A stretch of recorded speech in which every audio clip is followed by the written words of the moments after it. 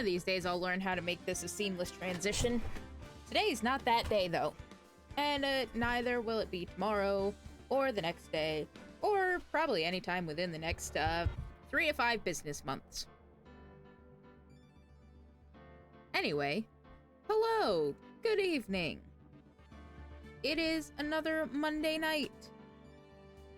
Forget Monday Night Wrestling. We've got Monday Night legal battles.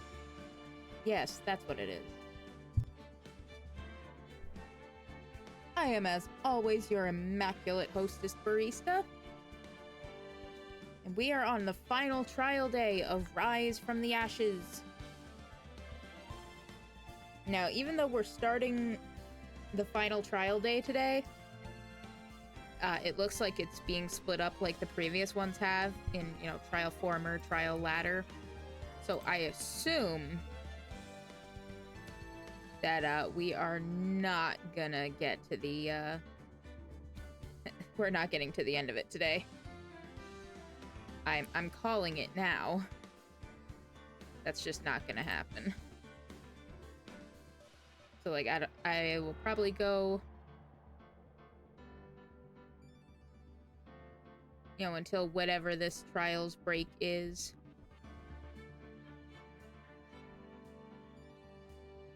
And see how we're doing. I'll probably call it a night there, but I don't know. We'll find out.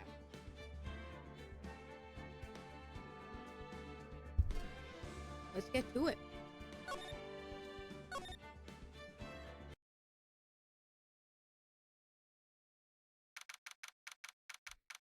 February 25th, 9:47 a.m. District Court Defendant Lobby Number 2. This is the defendant lobby, all right, but there's no defendant. Lana! Girl, where you at? I've been trying to reach Lana all morning. Where could she be? Where's Emma, for that matter? It almost seems as if something's been happening behind the scenes. Oh, hi, Edgeworth. Edgeworth!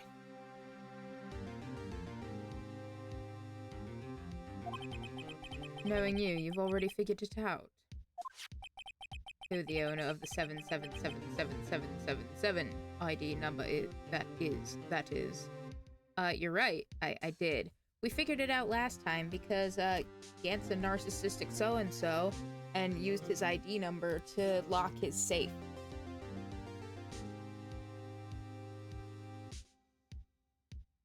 Now, I know there was a way to do the, like, where you could fingerprint the thing and get the code that way, but, like, it was literally the only ID number we had. Oops. Well, I have a pretty strong hunch.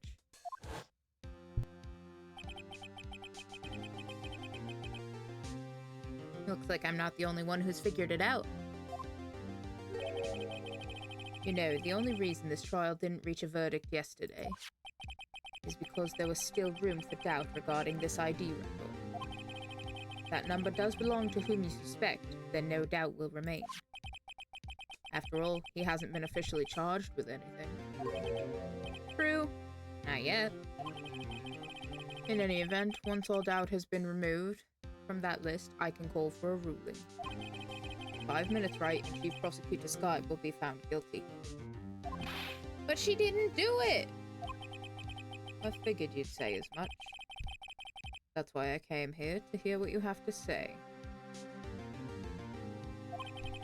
This is the first time he's ever done something like this. Lana's hiding something, and the only way we'll ever know the truth is to draw it out of her. The truth? Everything goes back to the SL9 incident. Don't be stupid. Today's the last day of the trial. We don't have time to reminisce about the past. That depends on you. If she's found guilty, you'll lose your only chance to find out what really happened. I'll think about it. See you in court, right? There he goes. This is it. If I'm ever going to find out what Chief Gant has on her, it's now.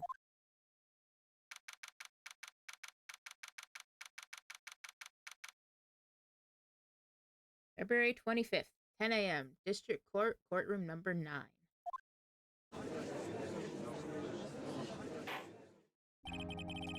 Court is now in session for the trial of Miss Lana Skye. The defense is ready, Your Honor. Prosecution is ready, Your Honor. Normally, this is when the prosecution puts forth its opening statement. But before that, the police chief has a proposal to make. Ah, great. He's already here. He's already trying to get in our business and mess things up. Chief Gant.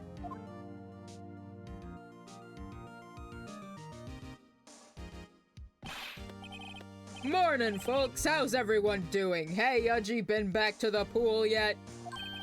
No, I've been drowning enough as it is in my work. That's funny. Oh, that's a good one. Don't think I can top that. Sir, this is a court of law. We don't need to hear the particulars about your salacious affair with the judge. Come on now. If you don't mind me asking, Chief, exactly what is this proposal of yours? Are you and the judge about to finally go steady? Lana, that is to say the defendant, has asked me if she could speak directly to the court. She wants to do what? Having heard what she intends to say, I feel she should be granted her request. In the end, it should save everyone a lot of time and trouble.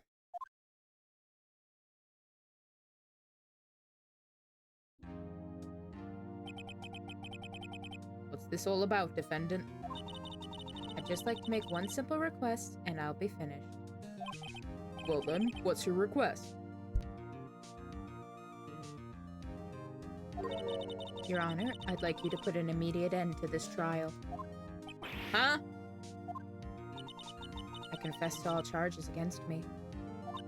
On February 21st of this year, I murdered Detective Bruce Goodman in the underground parking lot of the prosecutor's office. No, Lana!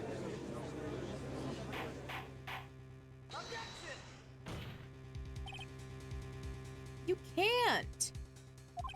Your Honor, the defendant's claim does not change the defense's plea. In that case, Mr. Wright, I no longer require your services. But Lana! Your Honor, I hereby forfeit my right to an attorney. The prosecution may lack direct evidence against me, but it has sufficiently proven its case through testimony and circumstantial evidence. I would like you to render your verdict now, if you please. Well, the defendant certainly has the right to self-representation. Her request is legally valid, although this is an unprecedented situation. Why did I say it like that? Jesus Christ. Indeed, it appears there's no further need to continue this trial, even if Mr. Wright may feel otherwise. This can't be happening!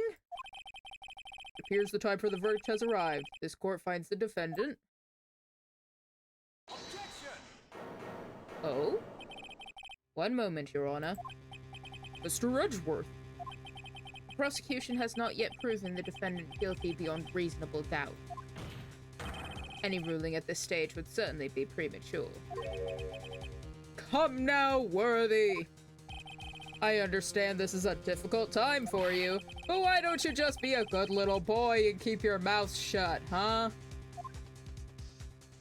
Oh, he's giving the sassy finger. I don't think I care for your tone, Chief Gant. What? Creating another fabrication to cover up your past mistakes. Sorry, but I'm no longer the naive little boy you would have me be.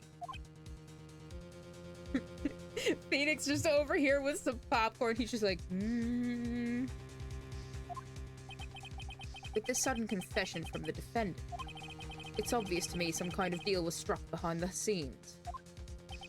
Some kind of deal, Not everyone operates as you do, Worthy. I thought so. Your Honor, the prosecution would like to change its first witness. Oh, to whom? As its first witness, the prosecution would like to call Miss Emma Skye. I request the court hears her testimony. Hold it! Mr. Edgeworth, I am exercising my right to self-representation. I don't think we need to continue. I don't care what you think, Miss Sky. It doesn't matter what you think! By God, Edgeworth with the updated autopsy report! The exposure of truth sometimes results in tragedy. However, no matter how tragic the truth may be, it would be an even greater tragedy to avert one's eyes from it. Very well, the court shall grant the prosecution's request. That's okay with you, right, Chief Gant? Worthy, you'll live to regret this. Mark my words. Miss Emma Sky, please take the stand. Looks like Edgeworth has decided to take the horse by the reins.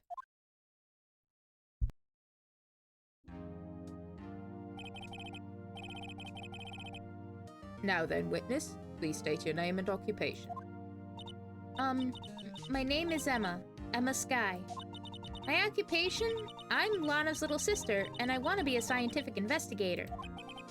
2 years ago, you encountered the serial killer Joe Dark of the Joe Dark killings. Is this correct?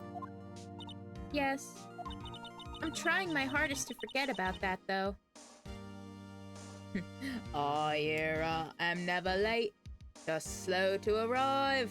You are perfectly fine, Monstro. How you doing tonight?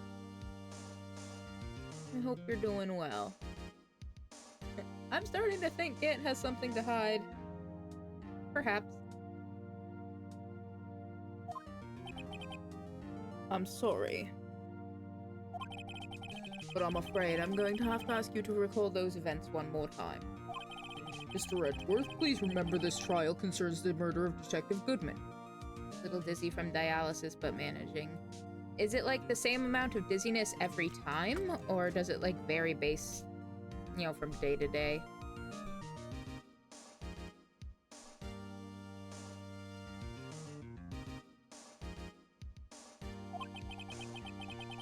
Blood pressure usually. Ah, yeah, that makes sense.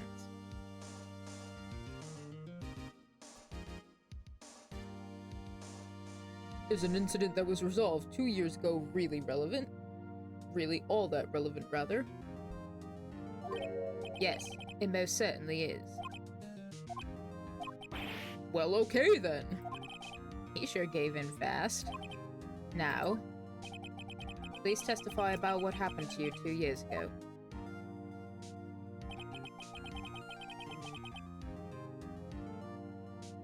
Trip to yesteryear has finally begun.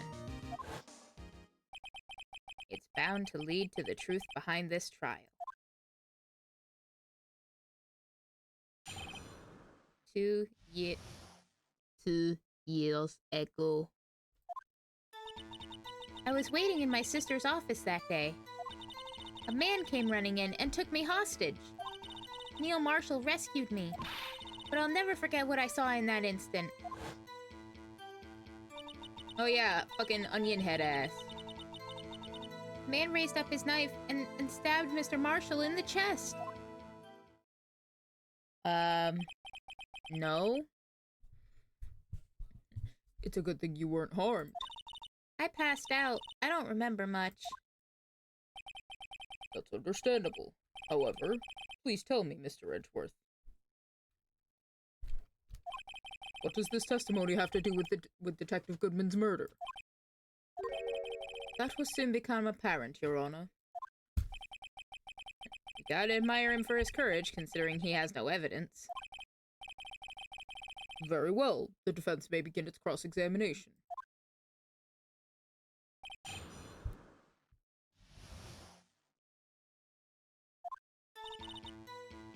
He's waiting. He came in. I rescued her. Never forget what I saw. Yeah, I think she mentioned something about this before, about how she, tried to testify, but she just couldn't get the words out, so she ended up drawing a picture or something. Can you tell us about that? Mr. Marshall jumped on Dart. Just then, the lights went out. The lights? It was just about this time of year. There was a terrible storm going on and lightning struck nearby. So the electricity went out? Wait a minute. If it was pitch dark in that room, you shouldn't have been able to see anything, right? Right, but just then, lightning flashed again outside. That sudden flash left an unforgettable image of the scene in my mind. I see. I told the detective about what I saw then. The detective? Yes, Detective Goodman. He was in charge of the case. Detective Bruce Goodman, the victim. Alright, tell me more. So you spoke with Detective Goodman about this 2 years ago. Yes, that's what's so scary about this trial. And you told Detective Goodman about what you saw? Yes, but at the time, the words just wouldn't come out. That's why I drew a picture. A picture? Yes, I think she mentioned that before. Yeah. Well, Mr. Wright, have you heard enough? No, let's hear about the picture. Because I think... Let me take a look. Jesus Christ, we have a lot of it. Yeah, so this... I think this is it. Like, this is on back of the SL9 evidence list half that we have. And I feel like this is the picture she's about to testify about. So we do have that. I think we just have to get her to say something about it before we can show it off.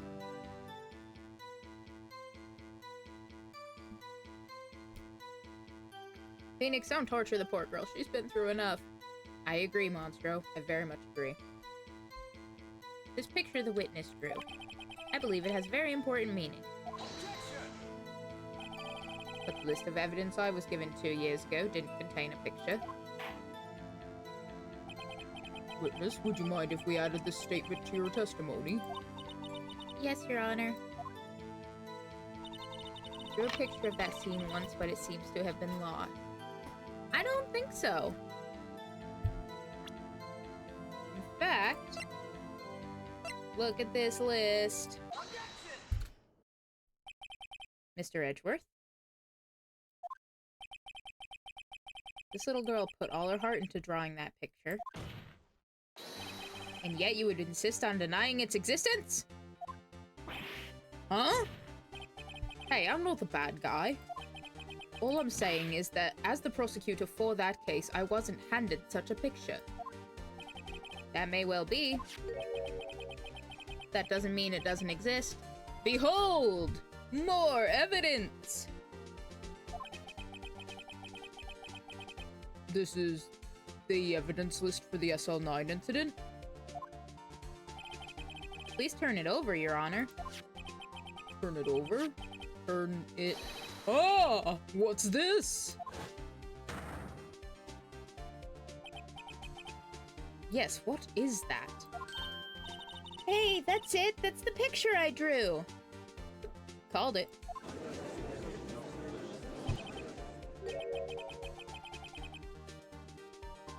Indeed, 2 men appear to be wrestling here.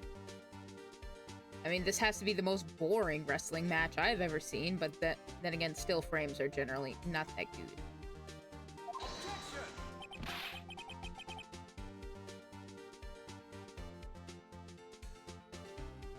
good. It's a raver posing in front of a person with chest pain.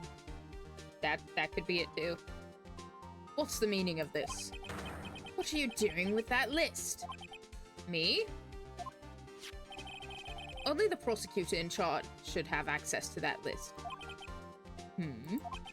These lists, they're different from each other. What? It would appear, Mr. Edgeworth, that the evidence list you were handed 2 years ago was incomplete. These 2 lists fit together to form one. You can see the marks here where they were torn apart from each other.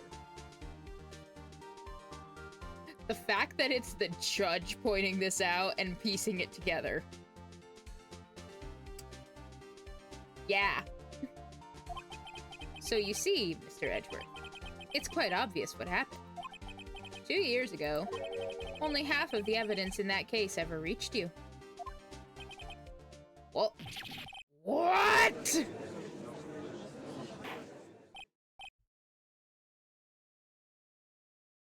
order, order! But Miss Sky, why did you draw your picture on the back of such an important list? Because that's what Detective Goodman handed me in the questioning room, Your Honor. I mean, makes sense. If it was an important part of her testimony and everything, he might have done that to keep it close to the rest of the evidence. Wait a minute. If this list was torn in half, then that means... Your Honor? Are you all right, Mr. Wright? Your eyes are bulging from your head. If the evidence list was torn in half, then there might be more of the drawing on the back of Mr. Edgeworth's list. Yes, that's quite conceivable, Mr. Edgeworth. It's possible. Let's see.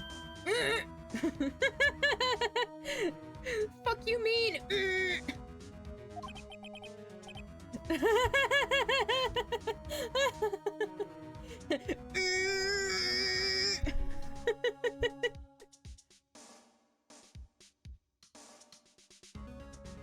I love this screenshot so fucking much. Quick, somebody put like a fucking fancy ass tea set in place of the evidence list. No wonder he's going fucking ham for it. Oh god. Is something wrong? Yeah, something's wrong. Edgeworth finally had one of Angel's lunches and now he can't stop thinking about it. Also, we're coming up on an ad break momentarily. You even have to ask. Yes. Oh. He almost fucking took off. He had a whole courtroom shaking. Sorry, Your Honor. There is indeed something drawn on the back of my list. It's that thing!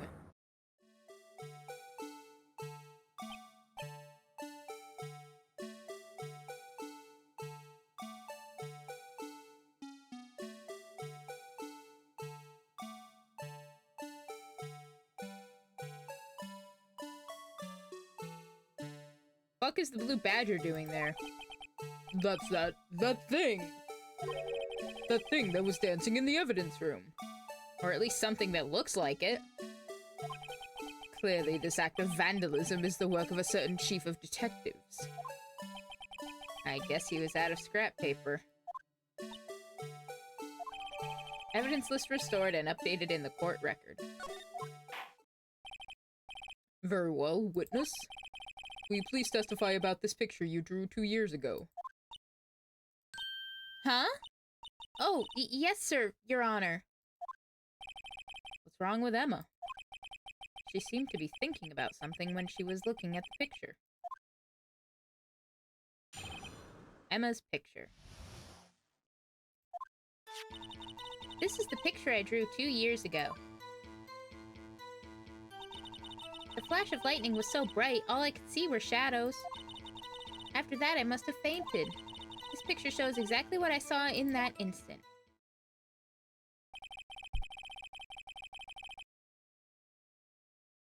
To think a flash of lightning could burn such an image in your mind. Thanks to that, though, she was able to show us exactly what she saw. Well, I don't see any contradictions here. This clearly shows Joe Dark about to murder prosecutor Neil Marshall. I don't think so. Because, fuck, I'm certain we have it. Look at this autopsy report. Stabbed in the back, died from a punctured heart and lung, and the knife tip was found in the wound.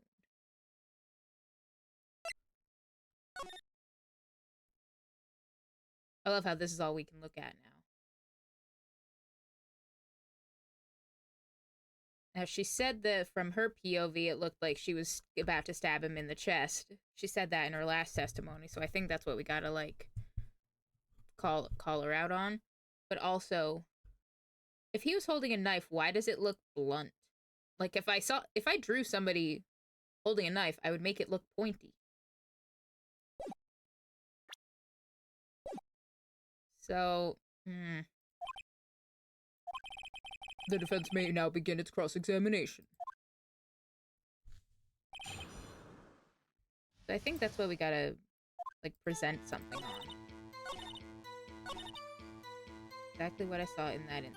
And previously she said that was... Or at least people keep saying that's the moment that he killed him. But I don't think it is. Now that I'm seeing it again, I'm also fucking looking at this bitch.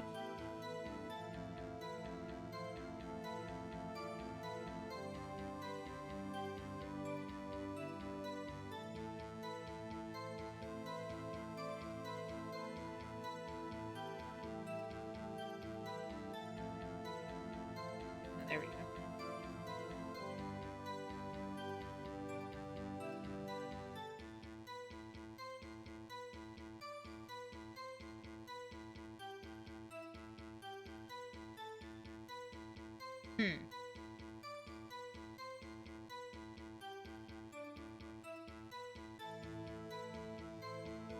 I know we've got this blood stain thing that we never got to actually look at.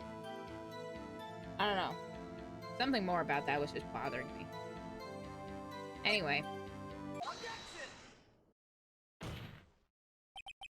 I hate to be the bearer of bad news. This picture the witness drew contains a blatant contradiction. What? But I still remember it like it was yesterday. Mr. Wright, perhaps it would be faster if you simply pointed out this contradiction for us.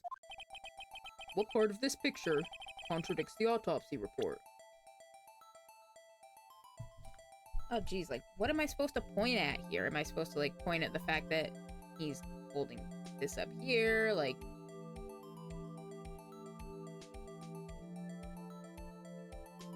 Or maybe it's going back to what I sort of said before about the knife tip looking, you know, not like a knife. It looks like he's holding a fucking stick of butter.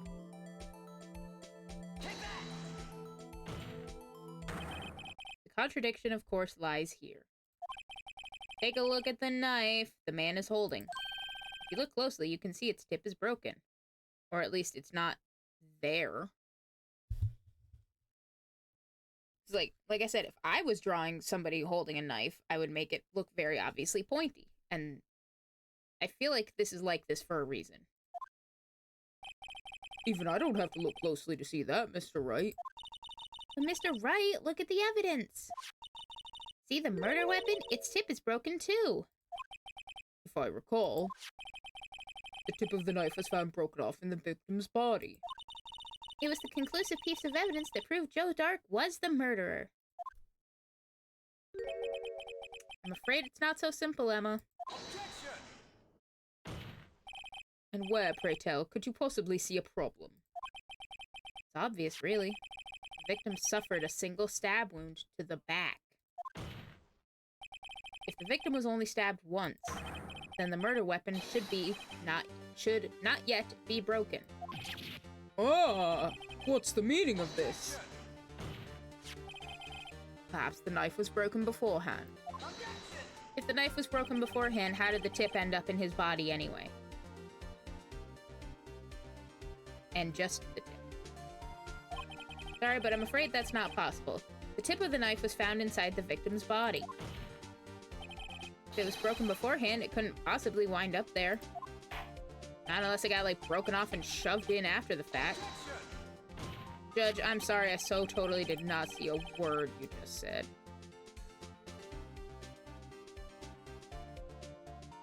Clearly, it must not have been that important if it got glossed over by Edgeworth's objection. The tip of the knife was undeniably discovered within the victim's body. The only possible explanation is that the witness's memory is mistaken. That's why I asked her so many times if she was sure she remembered correctly. I believe you were annoyed at the time, but she was sure she remembered correctly. But there's no other way to explain this inconsistency. Not so fast, Mr. Edgeworth. There is another explanation. Have you forgotten already about a little something called falsified evidence? You're treading on thin ice, Wright. All I'm saying is that this broken knife tip might be the piece of evidence that was forged. You can't deny the possibility. Who? Ah! Order, order, order! Are you saying the investigation really was corrupted? Your Honor, please allow me to once again go over the events that took place the day of the murder. The police department and the prosecutor's office were holding a ceremony that day. After receiving the King of Prosecutors Award at the ceremony, Neil Marshall questioned Joe Dark along with Damon Gant. During his questioning, Joe Dark fled the room. Prosecutor Marshall chased after him and was killed by Dark.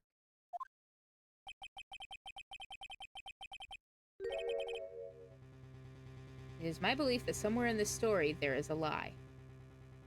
It's on your radar, the Phoenix Wright X Professor Layton game is really good. It is. I have played it a bit too. For like the longest time, it was the only one of either series I actually had.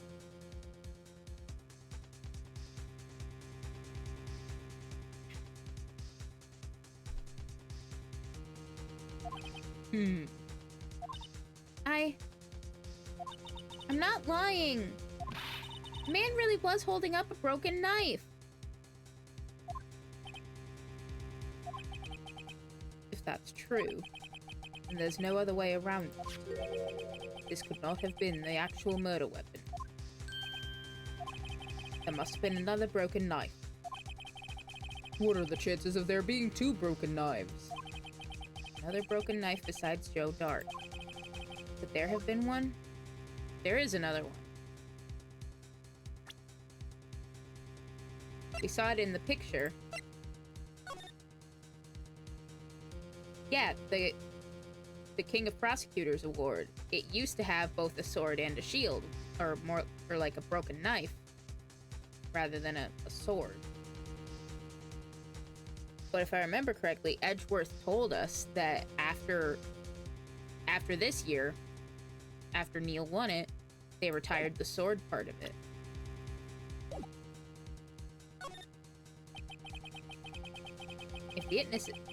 If the witness is this adamant about the accuracy of what she saw, it can't just be explained away by a simple observational error. Mr. Wright. In that instant, Emma really did see a broken knife.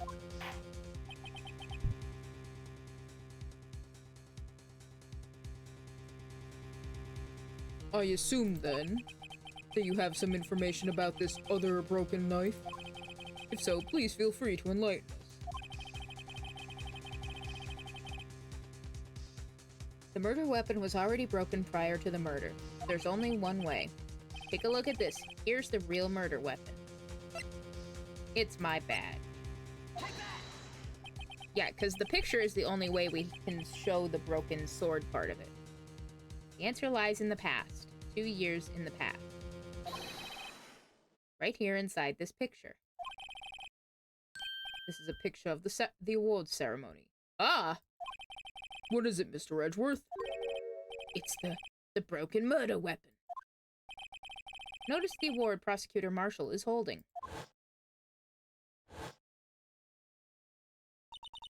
That's a broken knife! As we earlier concluded, the knife in the drawing was not Joe Dark's knife. That being the case, the knife the witness saw was in all likelihood from the award.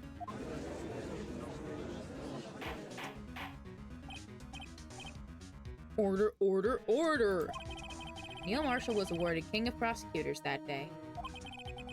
As an award, he was given this broken shield and a knife. Hi, barista. Hi, Kieran. How are you? I hope you're doing well. Hope you had a good stream and everything. I know you streamed yesterday, so that's... Yeah. I'm tired, JF. Well, if you're tired, then go to bed. Or at least go get comfy somewhere so you can rest. Yeah, go to sleep. Good. It's very important. Just wanted to say hi. Well, thank you. I appreciate that. I appreciate you stopping in. you go get some rest. Ah, thank you for that.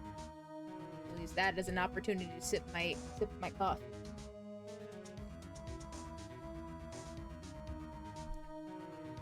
Can I even call it coffee at this point if it's glug glug glug glug? If it's mostly just unflavored almond milk with a hint of coffee from earlier.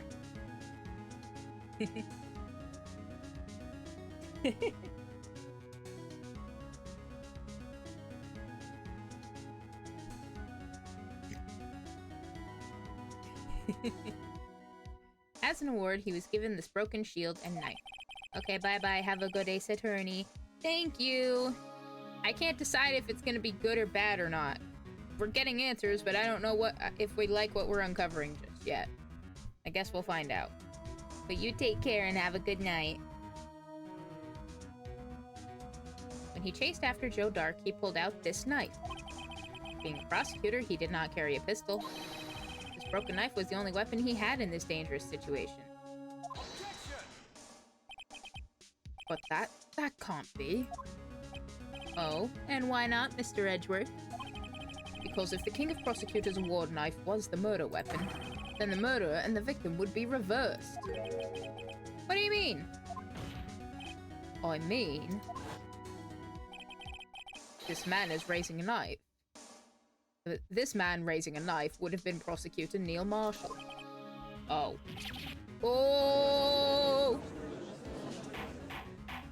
But the prosecutor was the one who actually died. That's true. What's going on here? What's all this then? It seems Mr. Wright has been a bit too eager to jump to conclusions. Hold it! Wait! I remember now. I remember everything. Witness? Mr. Edgeworth, What is it? could you show me your evidence list again, please? Is this the one with that picture scribbled on the back?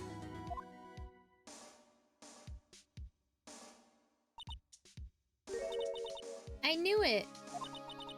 This picture. I'm the one who drew it. What? You drew that?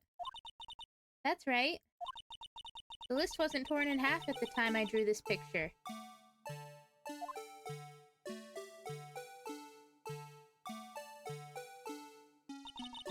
All this time I've been trying so hard to forget. I must have locked this part away deep inside me. Perhaps it would be best if we added this to the witness's testimony. Would you please tell us what you've recalled, Miss Skye? Yes, Your Honor. First the knife mix-up and now the blue badger?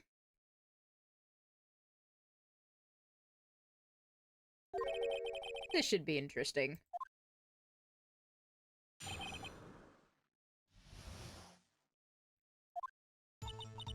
When I saw that man raise his knife, I panicked and rushed towards both of them. I think I knocked him. Jesus Christ. I think I knocked away the man with the knife.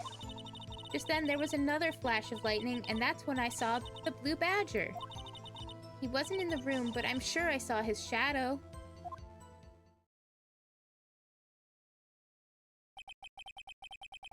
This is certainly most unusual.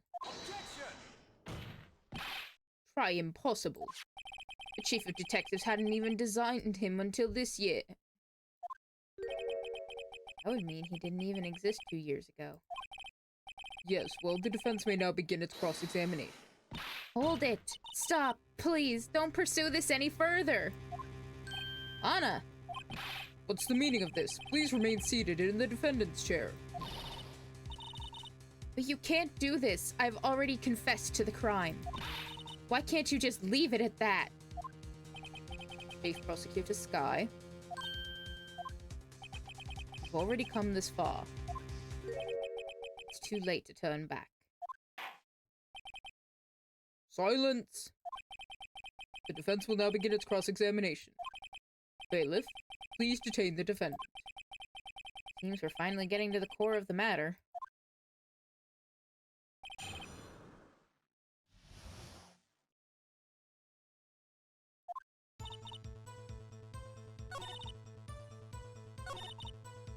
He knocked away the man with the knife. Just then there was another flash of lightning. That was when I saw the blue badger. I wasn't in the room, but I'm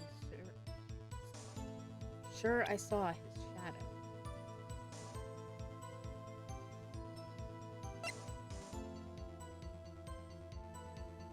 I mean, when I was fucking around with the jar earlier, it kind of looked like that.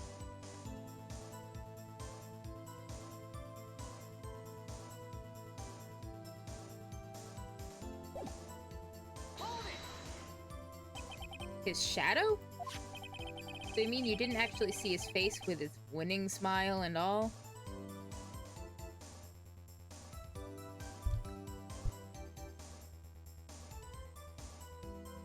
Edgeworth be the kind of parent that makes their child explain what they did and why they're guilty before grounding them. I just described a parental prosecutor. Oh, goodness.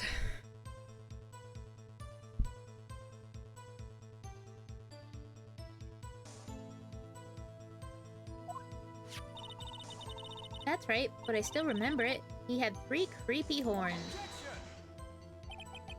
This is pointless. That thing couldn't have possibly existed 2 years ago.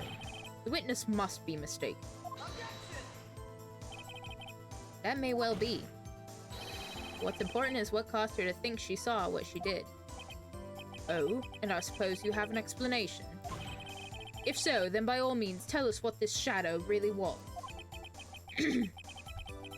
What was it Emma saw when that lightning flashed? Who is this blue badger really? I mean, if I fuck around with that jar some more, maybe I'll come up with something. Blue badger hadn't even been dreamt up when Emma drew this picture. Yet she's certain she saw its shadow. Ladies and gentlemen, and everybody else not sitting on a cushion. Or everybody else who is sitting on a cushion. I don't fucking know. I don't know what your seating arrangements are. It is the defense's belief that on that fateful day 2 years ago, there indeed was something that looked similar to the blue badger. Something that is now sitting in this very room. Mr. Wright! In this room. Very well, Mr. Wright. What is it that the witness saw in that instant? Please show us this mysterious blue badger look-alike.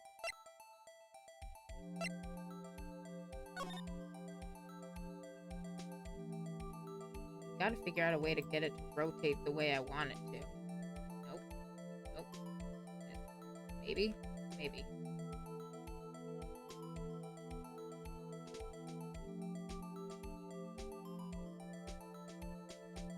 It's very non-intuitive. Okay. Now we're getting somewhere. I think. If you squint and you look at it like this, I think it kind of looks like it could be.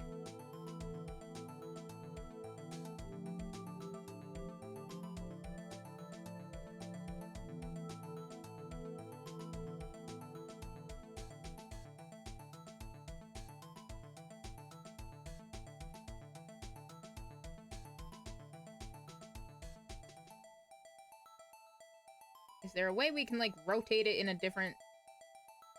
Thank you, that's more like it. That's more like what I want.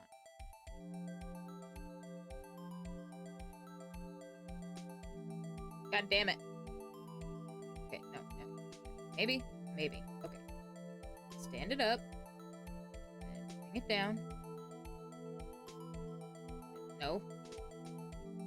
This is very hard!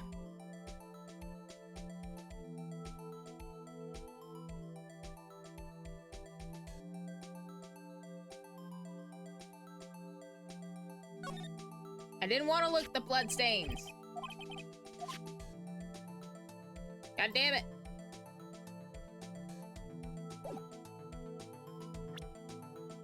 I did hit present, right? Okay. I might have accidentally just hit check. The mysterious blue badger was, in fact, this. But that's... What exactly is that? I believe it's some sort of jar. But Mr. Wright, that doesn't look anything like the blue badger. Indeed it doesn't. As it stands now, it's just a plain jar. However, what if we were to change our viewpoint? Our viewpoint? Gotta show them the correct angle to look at this from.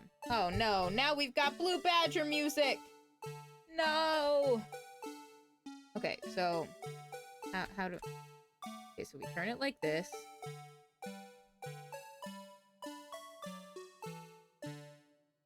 Yeah, there we go. That's what I'm looking for. Excuse me. It looked perfectly like it. What the fuck do you mean? Allow me to remind the defense that its case hinges on the witness's drawing. If Mr. Wright can't match the shape the witness drew, we cannot accept his claim. Gotta find just the right angle. Maybe I should rotate it vertically a bit more or horizontally. Come on, Mr. Wright, you can do it. Gotta show them the correct angle to look at this from. I mean, I thought it was pretty spot on.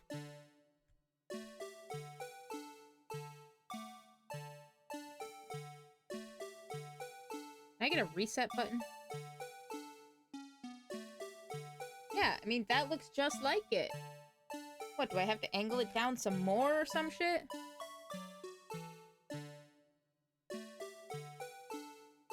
Don't know if you had them where you are growing up, but it reminds me of the ice cream truck jingle that plays, pauses, then you get an unsettling voice shout, "Hello!"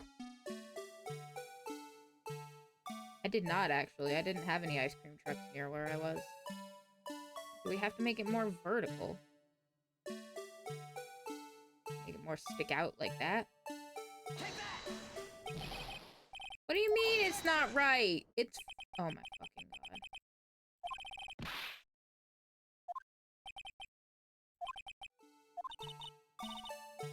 god. Ugh. I am showing them the correct angle they're looking at it from, but they just insist that it's fucking not.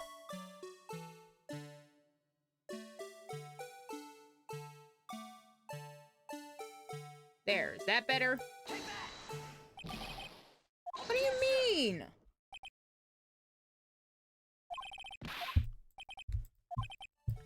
Ugh. I know I'm onto it correctly.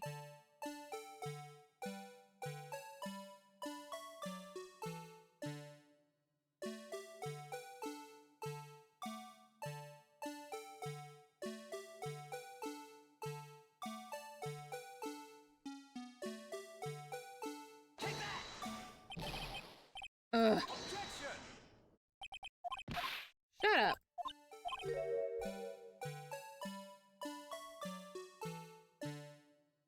At this point, I'm prepared to just throw it at them vertically.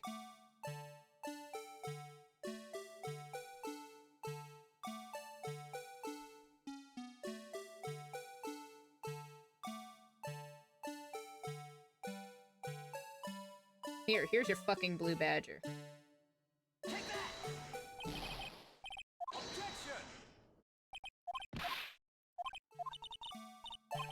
I know it's right. Like, you can't look at that and tell me it's not right.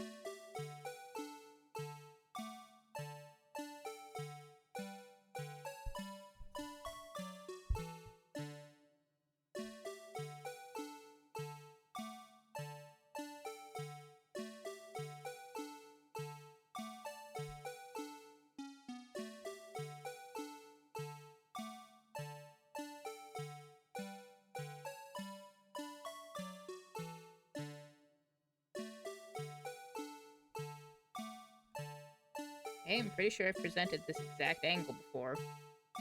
Maybe I'm pointing it down too far. More like this?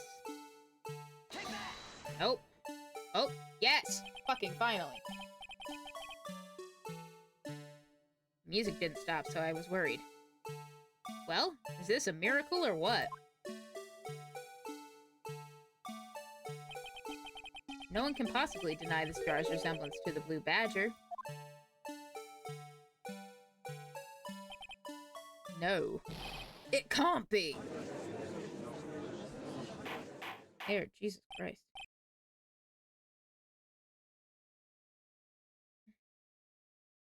Order, order! The defense has proven its claim. The mysterious blue badger witnessed on the day of the crime was actually this.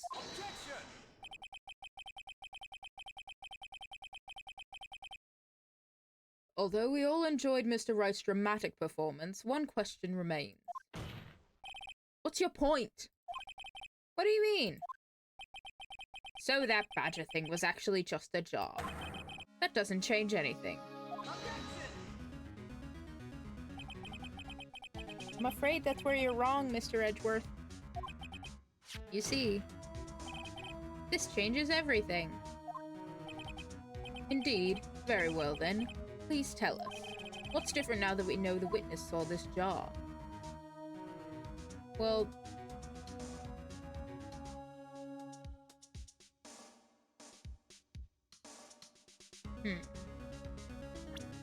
I think it changes the location most importantly because... Yeah, the jar was on Gant's side of the office. And everybody's saying that it happened on Lana's side of the office. But by knowing that the vase was there, or the jar, or whatever they want to call it, I think that at least changes the location of the murder. Allow me to take these in turn. At the moment of the murder, the witness saw this jar. And in another moment or so, you lot are going to see an ad. 90 seconds worth of ads, to be precise. At a very specific angle, I might add, Mr. Wright. Well, yes, well, knowing this, where could she have seen this jar? Where? The location of the jar is shown in a picture taken on the day of the crime. It's on a shelf in the office of Damon Gant. But the body was found lying near Lana Sky's desk. The witness testified so herself. Yes, and it is these two facts that reveal what actually transpired. You see, the struggle between Dark and Marshall did not take place in Lana Sky's office. It happened on the other side of the room in Chief Gant's office. Are you implying the murderer moved the victim's body from Damon Gant's office to Lana Sky's office? Yes. Yes! Why would he do that? There's no reason. Exactly. If there wasn't a reason, he wouldn't have gone through the trouble. The only logical conclusion is that there was a reason. Do you know what that reason was, Mr. Wright? I finally figured it out. This is why Lana tried to stop the trial. Too late to quit now, though. Please recall the witness's testimony. She said she knocked away the man who was holding up the knife. In the next instant, the jar was hit and flew through the air. Now tell me, what could have sent the jar flying? That would have to have been the impact the man made when he was knocked into the wall. Ladies and gentlemen, and everybody else, I may draw your attention to this picture once more. If the man was knocked in the direction of the shelf the jar was sitting on, what would he have hit? Ah! That suit of armor, holding a very sharp and dangerous-looking sword. Yes. Since the man who was knocked into the armor was carrying a broken knife, he would have had to have been Neil Marshall wielding the King of Prosecutors trophy. No, Mr. Wright, you can't be thinking. Yes. There is another possibility of what actually transpired in that room. Another possibility? Of course, the perpetrator would have had no idea, but nevertheless... I don't know if I can go through with this. Mr. Wright, what's the matter? If events took place as the defense theorizes, then the outcome is obvious. In that moment, assuming the man Emma Sky knocked away was actually Prosecutor Neil Marshall. Oh. Oh no. Oh.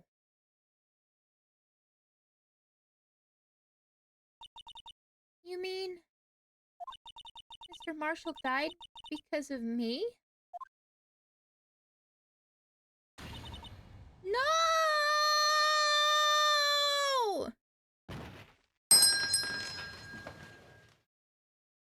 What a heck of a time for somebody to enter the cafe!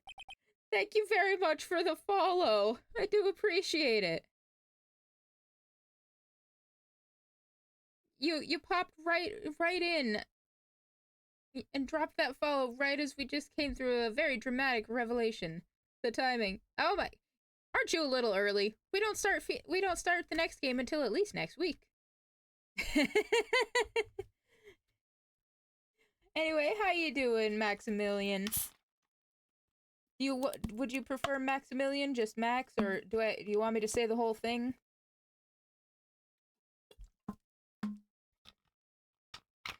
But yeah, the timing was impeccable on that.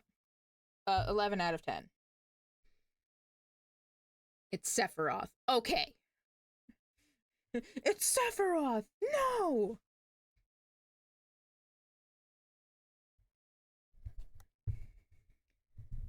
Max is fine. Okay, good to know. I will keep that in mind. But thank you for joining us. Right now we're on the final trial day of Rise from the Ashes. And I think we're about to... I think we've hit, well, words. Words are hard. Everything we think we know keeps changing. Never imagined her testimony would lead to this. So it was the witness who took the victim's life, and then proved so with her own testimony. This is unprecedented. Objection! What? What are you saying? I'm sorry, Miss Sky, but given the circumstances... Joe Dark murdered Prosecutor Marshall. How can you think it was Emma? How dare you try to pin the crime on her? Imagine that coming from you.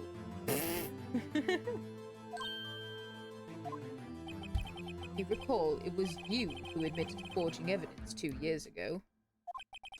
The reason you moved Prosecutor Marshall's body was to keep anyone else from finding out what Emma did, wasn't it? I assure you, Mr. Edgeworth, I have no idea what you're talking about.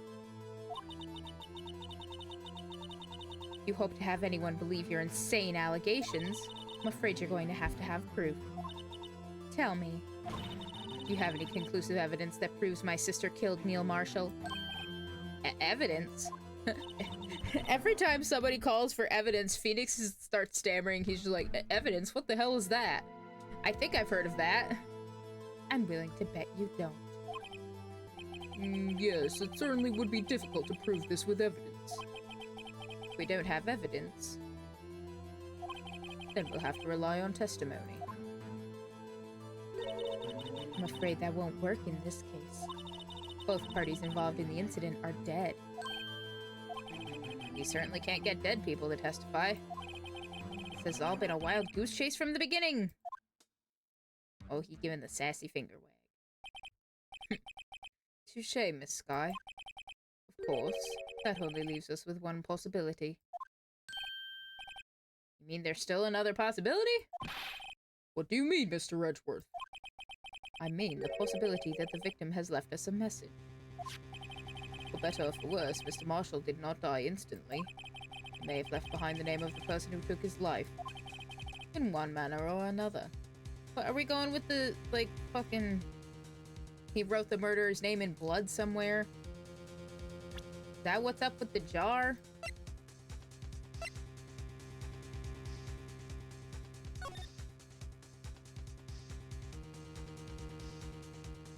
Oh, you know what? You know what? It kind of looks like it could say Emma on there, doesn't it? Like, over down that way, and there's that, and then there's like the M, and then the A is the... Oh. Oh boy. But wait a minute.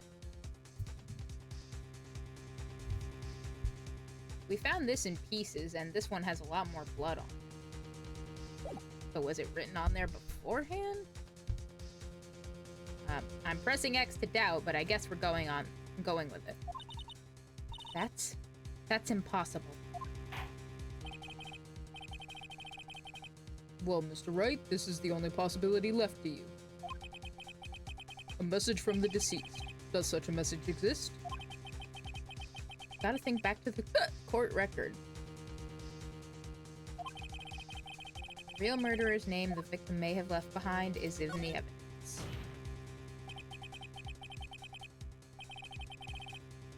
Message from the deceased is already in our possession. Well, even if Emma did it, A, was an accident, B, thought she was being attacked by the actual killer dude.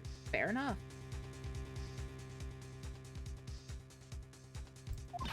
Mr. Wright, will you stop at nothing to prove my sister a murderer? Do not be mistaken, Miss Skye. Our purpose is not to accuse Emma of any crime. There's only one thing we seek. The truth. No matter how painful it may be.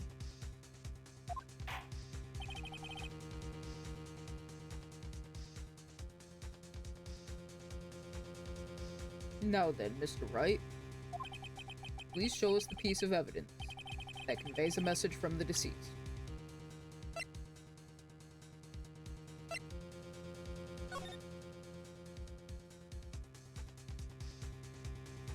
I hit check on it again, didn't I?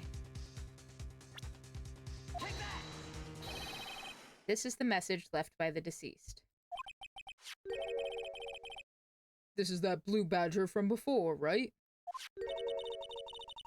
Oh, is he going to just speak the killer's name? That thing could, I'm sure it would. Looks like everyone's forgotten this is just a jar.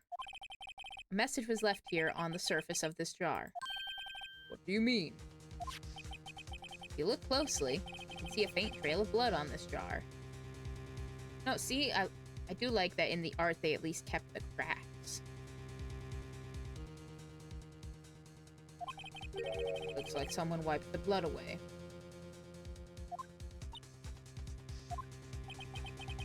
Yes, but notice, for some reason, the blood on some of the fragments was not wiped away.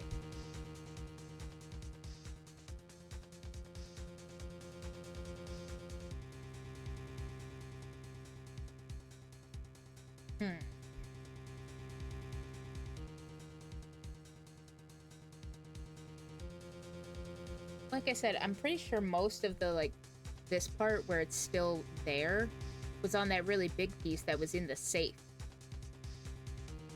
So what, did somebody, fake her name on it? They wrote her name on it, broke it, and then it was like, oh shit, we gotta clean it up. And then he was like, hee hoo hoo, I'm just gonna save this for later.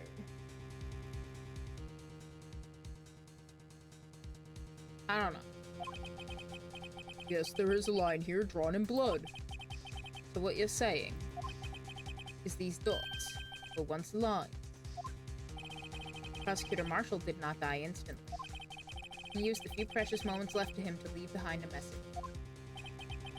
One that someone apparently wiped away. But blood must have seeped into the jar where the lines changed directions. Precisely so. All we need to do is connect these points, and the victim's message will become apparent. No! Mr. Wright, what kind of message did the victim leave for us? Your Honor, I believe these bloodstains will reveal to us the answer. Gotta connect these dots to make letters. There's only one thing the victim would have written given the circumstances. His murderer's name.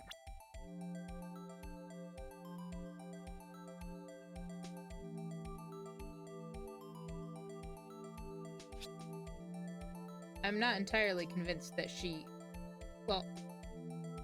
I'm not entirely convinced that his death was her fault. I'm convinced there's still something else we're missing.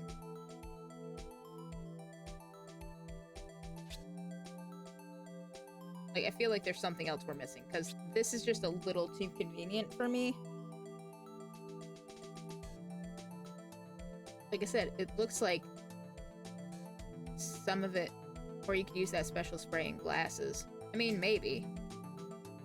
But if it was wiped away, it might just... I don't know if it would actually show that or if it would just show that it was, like, smeared or what.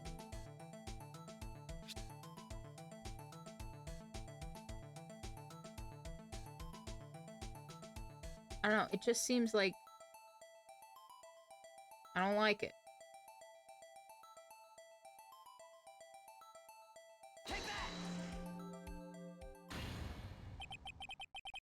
It's a defense attorney's duty to prove their client's innocence. That's why all I've been thinking about is saving Lana. After all my efforts, I never thought it would turn out like this. Emma. So this is the final message Prosecutor Marshall left behind. That, and in games like this, that kind of shit never actually is happening.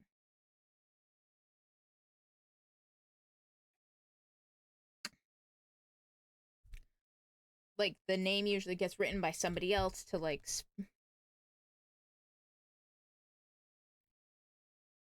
throw off the scent somehow. Like, somebody else writes the name usually. This kind of shit never actually happens.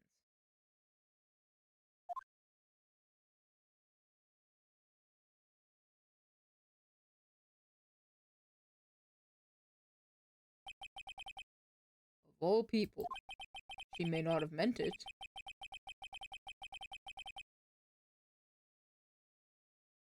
But in the end, the one who took the victim's life Was Emma Skye.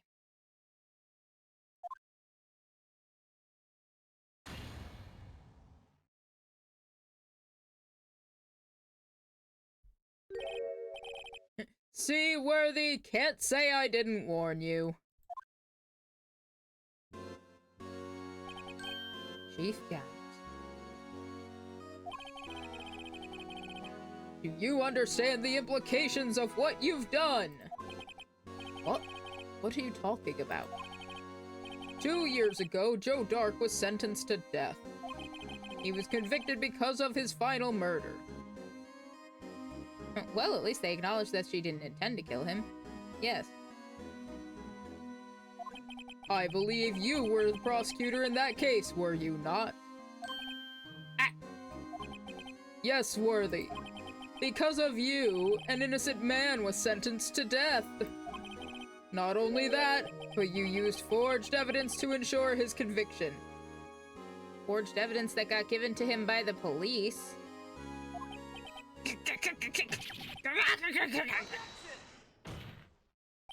But Joe Dark really was a serial murderer. That's undeniable. Quit messing with your hair, Gantendorf. You look fine. I'm afraid that's not important. Didn't you know we aren't defenders of justice? What? We're merely keepers of the law. Sentencing a man to death is no light matter. Even if there wasn't any cover-up or evidence forgery, ultimately the responsibility falls on the prosecutor in charge. Despite what anyone may say, this fact cannot be denied. Oh, everybody's real mad. What's going on at the prosecutor's office? They might have sent an innocent man to his death. How can he just stand there like it wasn't his fault? Order! Order! Order! Order!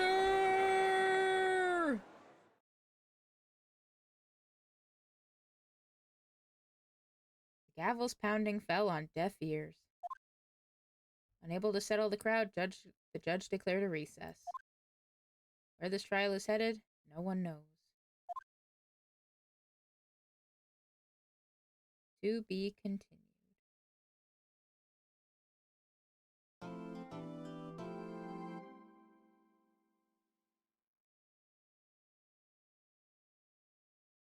Damn.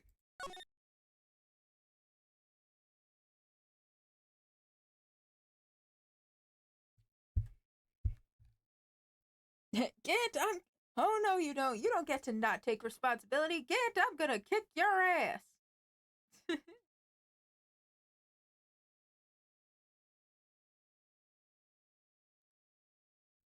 I don't care if you're the chief of police. I'm gonna be the chief of kicking your ass.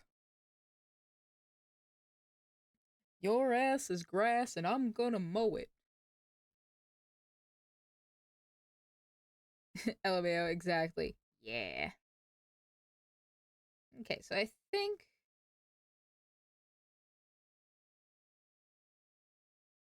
Yeah, I think we're just gonna take a quick little break, and when we come back, we will keep going.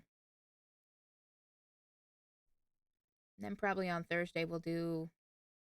I think there's gonna be another break coming up, because it's a really big, case and everything.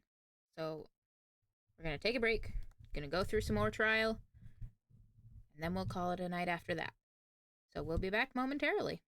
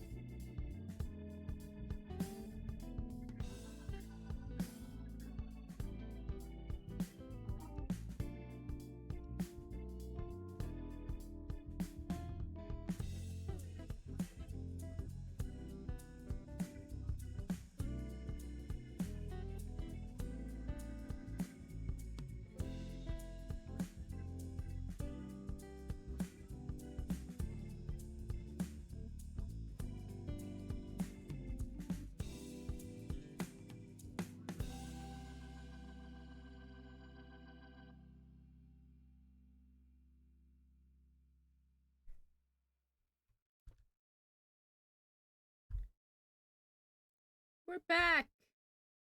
Or at least I'm back. I don't know if you guys are back yet, but I'm back. And I'm ready to get going. Ready as I'll ever be anyway. I'm here. Well, I'm glad you're here too, Monstro. Like I said, I'm pretty sure, if I remember correctly, there is another break in this case. So we are going to be going towards that. We'll be going until we reach that point. Then we'll call it for the night. And the last bit of trial that we're going to see is going to take place on Thursday. Assuming everything goes according to plan. Assuming everything goes according to Keikaku.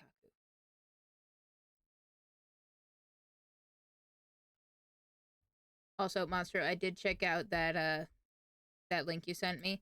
It sounds familiar, but I don't recall having heard it in real life before. If that makes sense.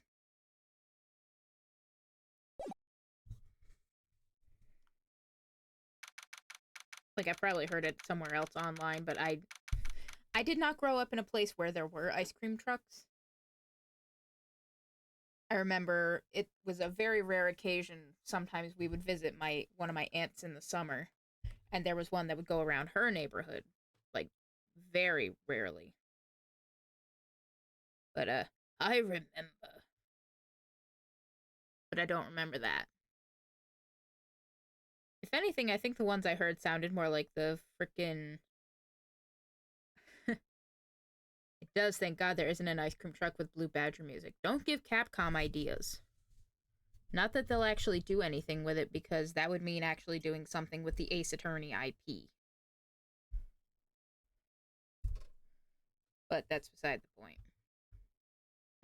Let me rephrase. Doing something with the Ace Attorney IP other than just releasing very strangely branded merch of various characters. I'm pretty sure I would object to it. Yeah, if I remember correctly, I'm pretty sure there's like a microwave or like a small stove or something like that that's like branded with the great Ace Attorney stuff. I could be mistaken, but I'm pretty sure that's it. Like, I know they've done all kinds of other kinds of merchandise, like colognes and perfumes, and of course there's all the fan gamer merch, which is, pins and relevant stuff. Oh my god, fan gamer, are you listening? They totally are. Their inclusion of Rise from the Ashes characters and things like that is, I'm not going to say completely unheard of, but it's like relatively very unheard of in terms of Ace Attorney merchandise actually acknowledging this case, and the fact that there's like a whole bunch of stuff that references it, especially in the merch that they have available on Fangamer. It's chef's kiss. It really caramels my apples, dude.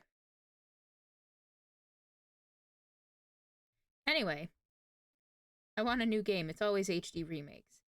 Yeah, you and most Ace Attorney fans as well, Monstro. You and most Ace Attorney fans. Everybody's always like, Ace Attorney 7, when? And like, I'm totally with that. Okay. I feel like I'm gonna go. Words. Words are hard. I feel like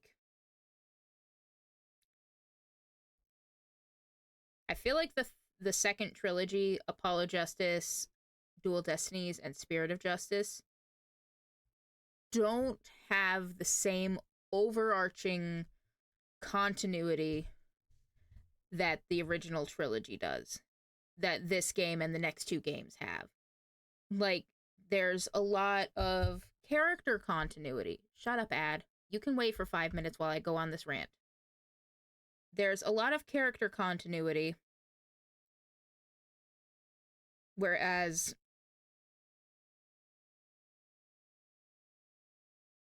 hang on, let me put on some music while I find the right words. Or what I'm trying to say. I say as I completely forget that I do not actually have the fucking... There, okay. So in the next couple of games, we're gonna see some familiar faces. We're gonna see witnesses that we've already met. Like, characters will come back. It's like, oh, hey, you're back. It's you again. And it's relatively organic. It's not just like, oh, hey, this character shows up for the umpteenth millionth time. For no reason other than we can. We're Capcom. Fuck you. No, that's not how it goes. At least the way I see it. The repeat characters that show up in the next couple of games make sense. Or at least they get explained in such a way that makes sense. It's like, oh, I used to be doing this, now I'm doing this. Funny how we ran into each other again. From what I remember, the second trilogy does not really have that. Like, they have a whole lot of cool characters and a lot of concepts that are just really interesting. But they don't really do anything with them outside of the cases that they're in. Like, there isn't that overarching continuity or that continuity that stretches even just between cases. Just like, oh, hey, I am a cool, unique character with a cool, unique design and a compelling story. Will it get expanded upon beyond what you see in this case? No, that's what fanfic is for, dumbass. And as much as I love the characters and everything from the second trilogy,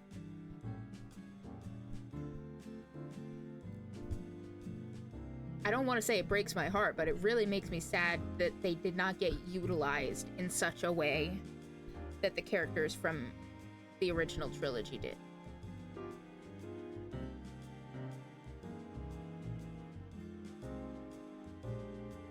It's like you don't necessarily expect to see them again, but then you do, and it's like, oh wow, you're here.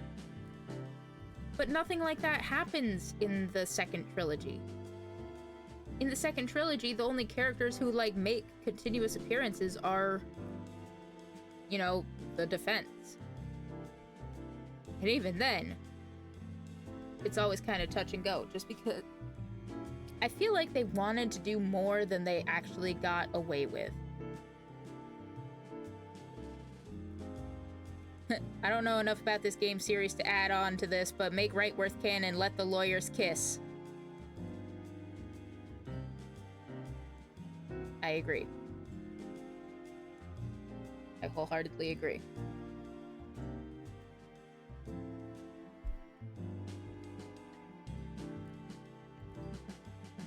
But yeah, as much as I like some of the concepts and things they did with the second trilogy, it definitely feels like they tried to do too much and just never got the ability to have those things see their full potential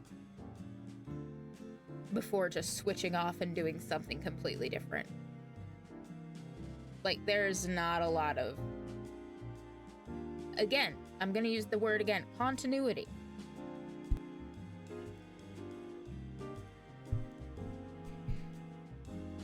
Because, like, even this case, Rise from the Ashes, it's sort of like a standalone.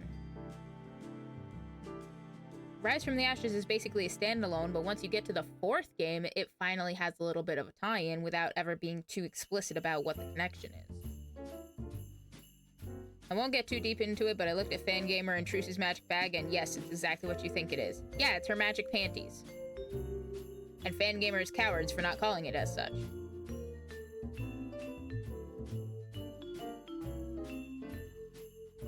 Like, that is a big part of the bit in the first case where they're introduced.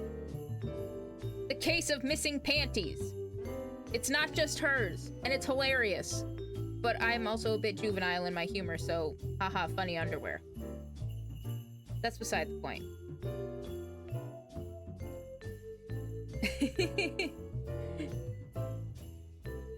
But yeah, as much as I like the second the second trilogy and a lot of the characters and everything. Just the lack of overall flow from one game to the next to the next. Unlike this trilogy, it doesn't build up towards something. Like, yeah, there's stuff that gets added in the second game that we don't know about here, and then there's stuff that gets added in the third game, but it all works towards something. It all ties itself up. And we don't get anything like that with the other ones.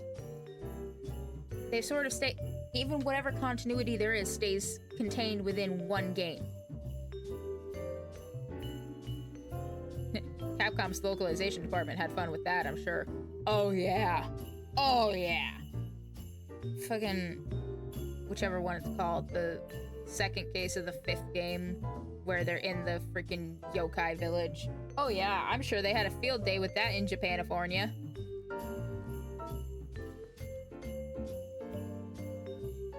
I literally completely forgot what my point of going on this rant was. I have no idea why I started talking about this. I have no idea why I got so mad about continuity and the second trilogy not living up to the potential. Well, maybe not potential. Right, Ace Attorney 7. That was where we got. That's where this conversation started.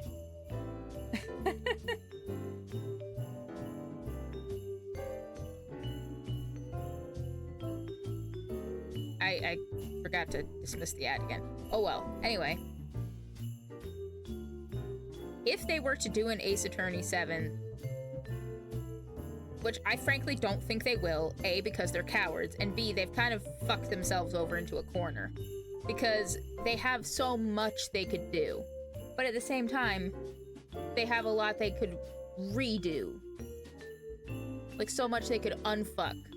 Or, like, retcon or whatever. Like, one of the characters has at least 3 different backstories. And if you squint, maybe they can fit together all together. But, like,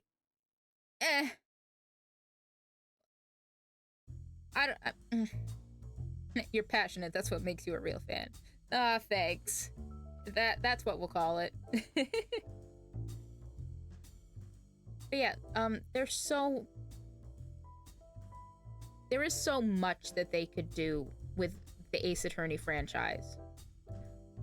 Like, with all the different characters and the different styles of games. It's like, Edgeworth got his own investigation-style games, and he's a prosecutor. Who's to say that they can't do that with any of the other prosecutors? Do a frickin' Franziska von Karma Interpol Adventures investigations game. You could do that.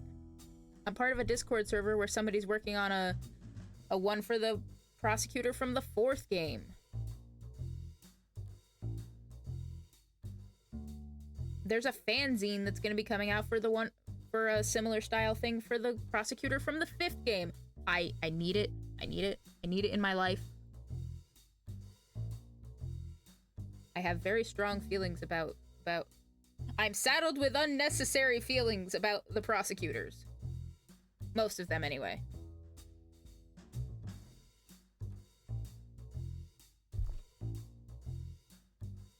But yeah.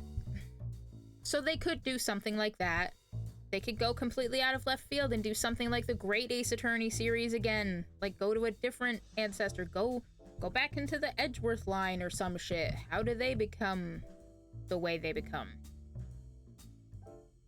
Love when the community makes fan games. The Pokemon fan game scene is rich in fan games. Yeah, I'm sure there are plenty of Ace Attorney fan games that I don't know about.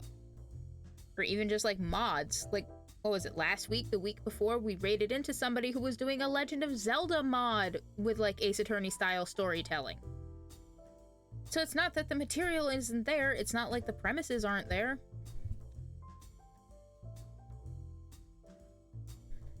It's just like they have so much they could do something with, but they can't, / don't, / won't. Everybody keeps saying, like, oh, where's Ace Attorney 7? What do you think Ace Attorney 7 is going to be? Is it going to be the start of another fucked up, round of storytelling? Is that what we're looking at? Is it going to be the start of, oh, hey, it's it's this character's turn to have their story told. It's like, okay, are you going to expand on any of the previous points that we've already seen in previous games? What's a previous game? As always, I feel like no matter what happens, because there's gonna be, I don't want to say a direct, but there's gonna be some kind of Capcom live stream event, I think, coming up in a little bit, where they're gonna be talking about, you know, stuff.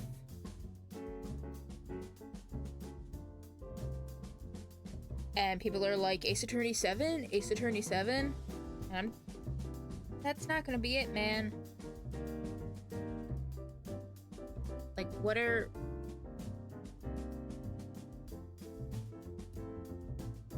I'm just talking in circles at this point, so I'm just gonna stop.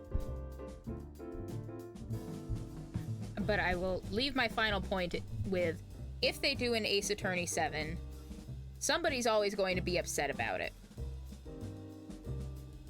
Like, somebody is going to be upset about the way it comes out. Like, say, if they finally do Athena Sykes Ace Attorney. They're gonna be... Lots of people are gonna be mad that Athena's getting her own game. Lots of people are gonna get mad about how involved Phoenix and or Apollo will get. Or, is Black Quill gonna be in it? Is he gonna be the weird girl assistant like he was in that one case in the 6th game? Or, what's going on? But no matter what, people are gonna be pissed. Like, even if Ace Attorney 7 is, like, the greatest thing that they ever make, if Wrightworth becomes canon and the final case is, like, there's a murder happening at their fucking wedding rehearsal, people aren't gonna be happy.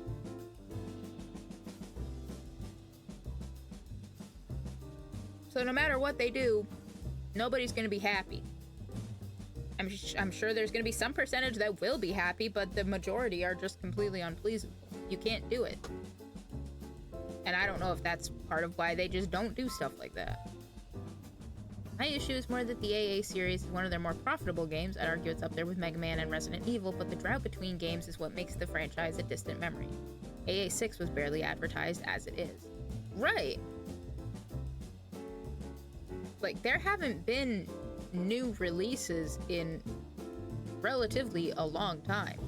Like, yeah, they came out with the Investigations duology and did the official translation in English for the first time since it came out in, what, 2011?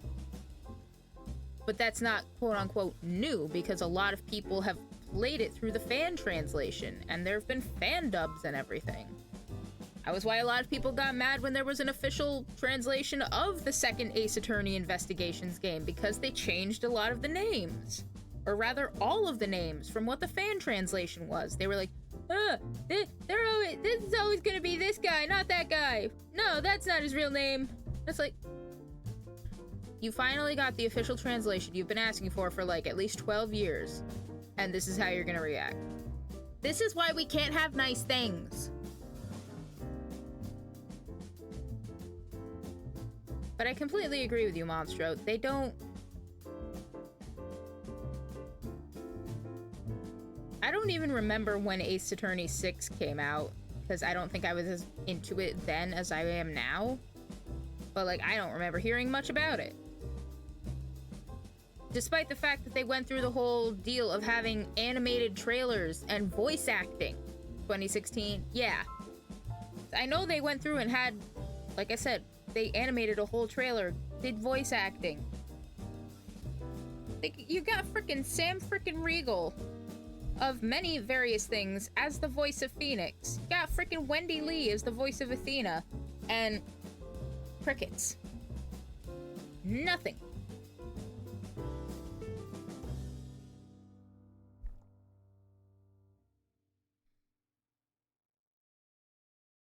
Even if they were to release Ace Attorney 7,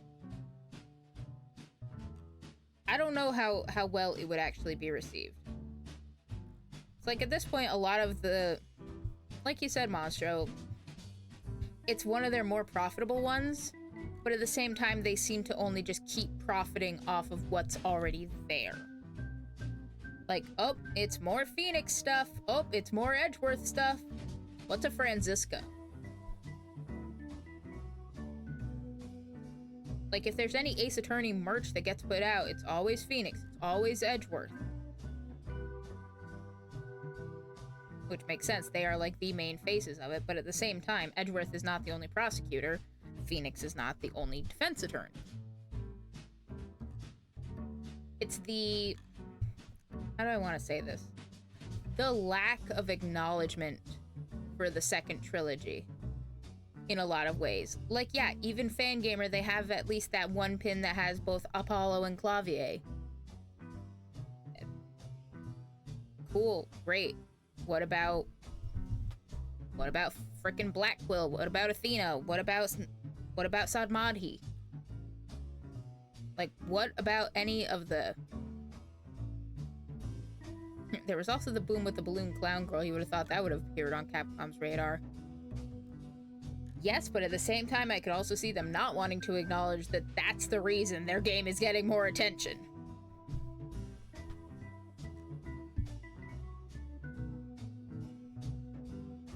I don't know. I just know that whatever they announce, whenever they have that announcement thing, people are gonna be mad. People are gonna be disappointed. Some people will probably be happy until we get more details, and then they're gonna be like, bleh. Look, have a game where we start with Wright and Edgeworth, but then they have a wedding, go on a honeymoon, and then we get Maya as a defense attorney and Franziska as a prosecutor. See, no. Maya doesn't get to be a defense attorney. She has decided that is not her lot in life, and we will definitely see why later. If anything, that kind of thing would go to Apollo or Athena. Listen, we would definitely... I can imagine people who would want to see Apollo get the shit beat out of him by Franziska. I'm calling it now. But I could also see it being like a cool thing if, you know, Franziska was a prosecutor and Athena was the defense. Look, I don't know shit, okay? No, you're totally fine. Listen, I'm vaguely bringing up plot points that we don't even get to learn until, like, the 6th game. That takes place in the relatively distant future from here. Like, the case that we're on right now that, frankly, I'm probably not even gonna... We've been sitting on this same screen for, what, 20 minutes at least? While I've just been yapping? But yeah, the game that we're in right now, the case that we're in, glug glug glug glug glug. It takes place in 2017. The stuff that takes place in the later, like, the last game of the mainline 6, that's not until, like, 2027, if I remember correctly.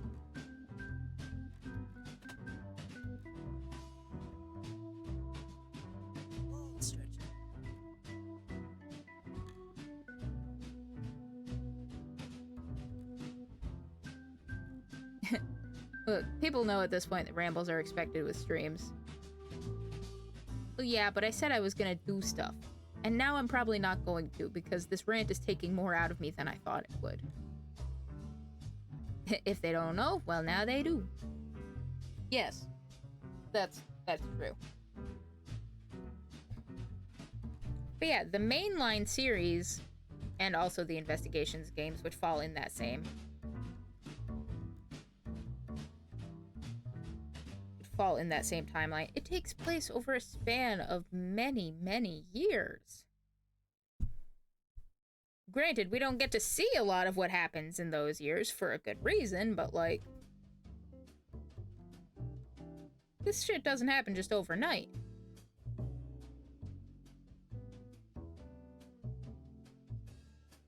Like, all the events that make up the Ace Attorney timeline as we know it take place over at least, like, 30 years. Going back all the way to, like, the DL6 incident, when Gregory Edgeworth got killed. And then going all the way forward to whenever the last case takes place in, like, Ace Attorney 6. In, like, 2027 or 2028. a long-ass time.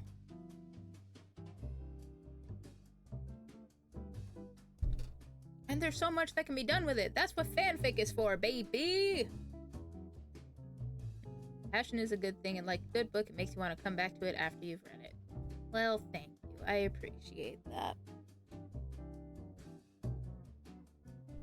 I'm glad somebody likes my yapping. But yeah, if they were to go ahead, I don't know what they're gonna announce. I just know nobody's gonna... Probably never happen, but a Gumshoe investigation series would also be a good concept. Yes, give it to me. Listen. Going back to my previous point about continuity, the lack of continuity between the first trilogy and the second trilogy is just baffling. It's like we get some of these characters that we meet and we get to know and we befriend and whatever and we work with over however many cases and games. And then in the second trilogy, gone without a trace. Like, okay. Did all that time we spent together mean nothing? Fucking apparently. Yes, give us the goodest of detectives.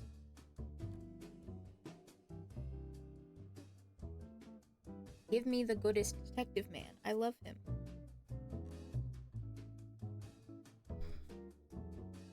Wonder how a detective investigation game would go. Would it be actually doing the crime solving parts of it without Edgeworth running around to piece the logic together?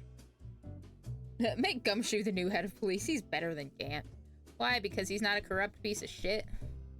Yes.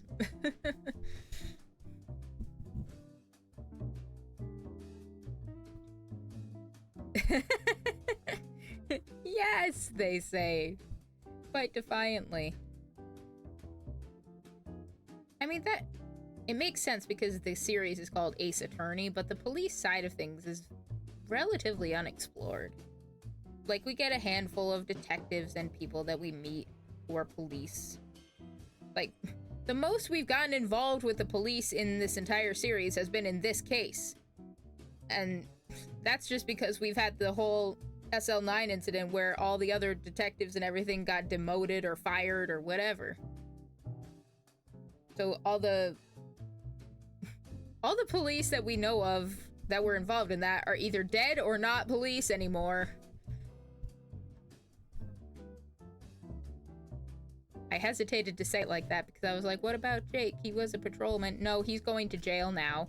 I imagine they don't let you be a patrolman in jail. I doubt he would even want to be a patrolman in jail because he didn't want to do fucking much of anything after his brother died. Which, fair. I'd have investigate crime scenes like LA Noire, but focuses more on finding the criminals, successful interrogations with problem solving. See,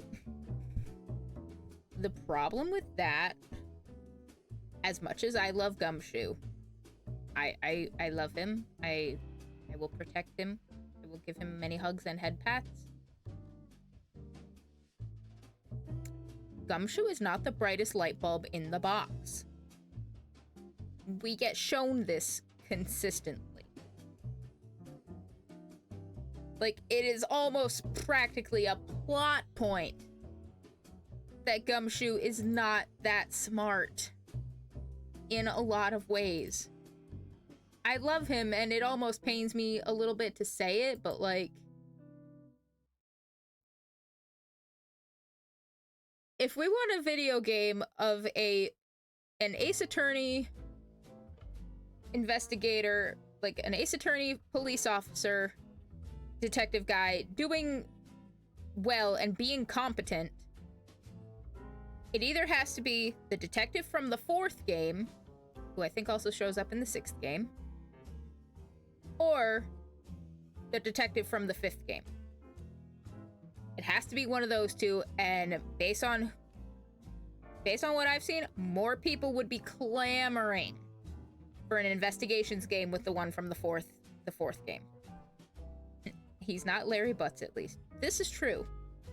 Larry is in a league of his own. Wait, I know how it can happen. Do like create your own character and it's us and Gumshoe. What is he, like our police mentor? He's taking us out on the beat and we help him solve the crimes. That actually sounds pretty cool, actually. Yes!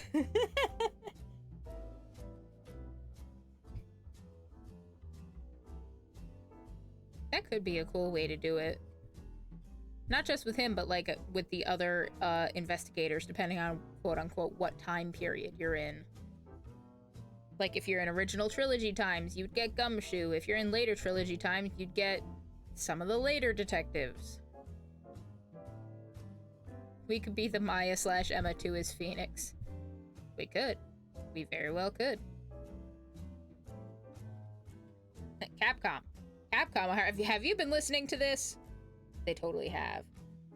We figured out how to solve your Ace Attorney conundrum. Self-insert characters. Where's my Ace Attorney dating sim?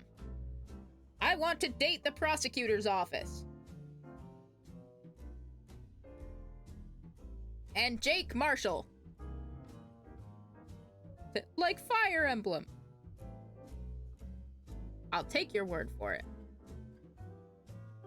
But I've only played maybe an hour of a singular Fire Emblem game. I'm just so bad at them. I'm not good at like the turn-based and tactical stuff. Makes my head hurt. Okay, maybe it's not that bad, but still. No. No.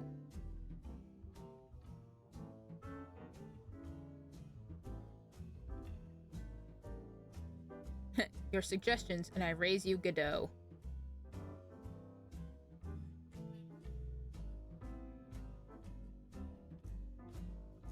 I'm contemplating your suggestion, and I'm trying to figure out how to retort.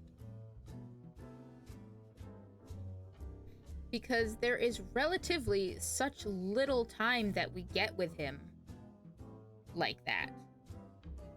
Like, as far as we know, the thing happened, the other thing happened, he's here, and now he's gone. Look, Awakening, Fates, Three Houses, and Engage has avatars that are basically you, but with some lore behind them. Yes.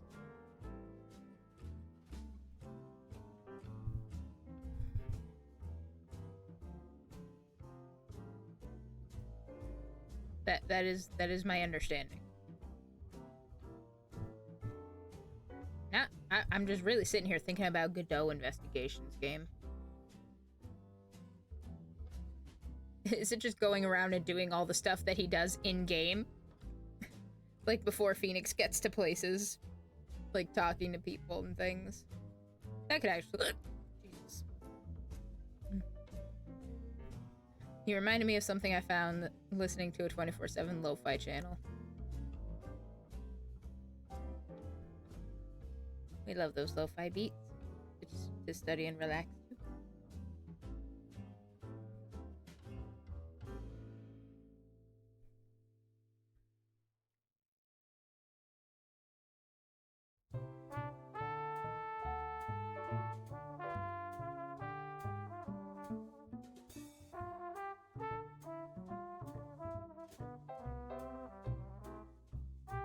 Okay, my train of thought has just completely been derailed now.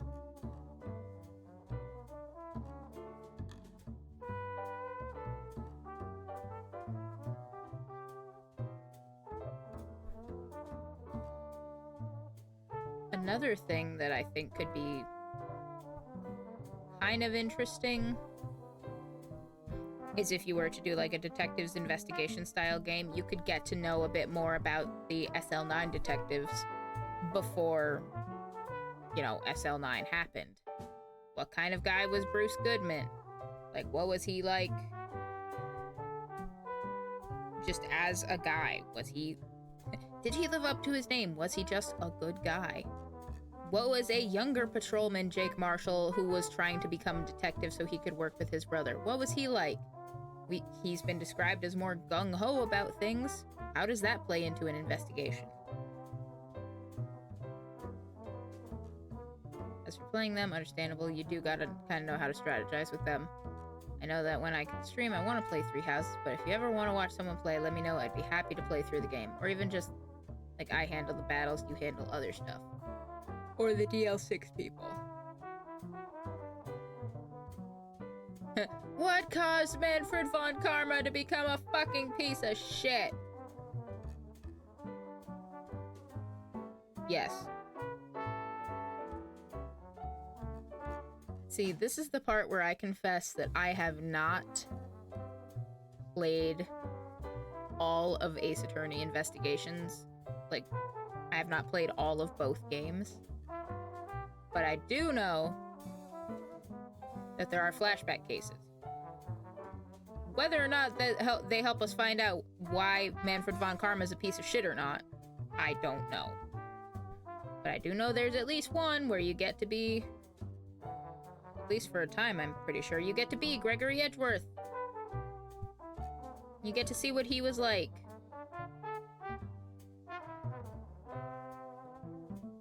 He also looks like Gregory Peck, the actor who played Atticus Finch in the To Kill a Mockingbird movie from the 60s. That's on purpose.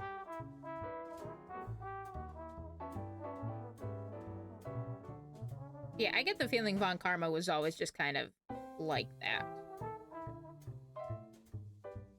Yeah, I saw that. Holy hell, they made him hot, and now we know where Miles gets it from. Yes. Listen, from what we saw of him, just like in images, Gregory was kind of eh. But like, yeah, I can see it.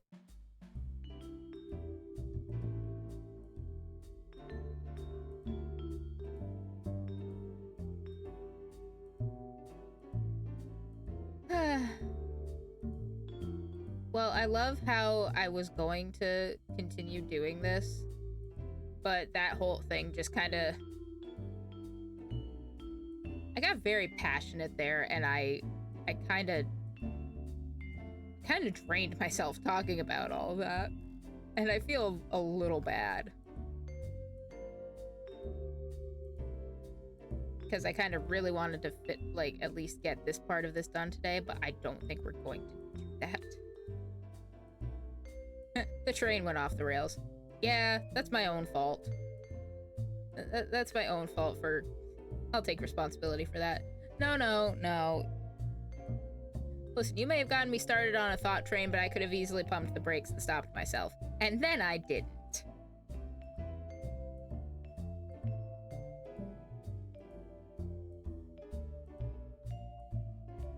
That's okay, that just means more Ace Attorney goodness Thursday. Yes, exactly.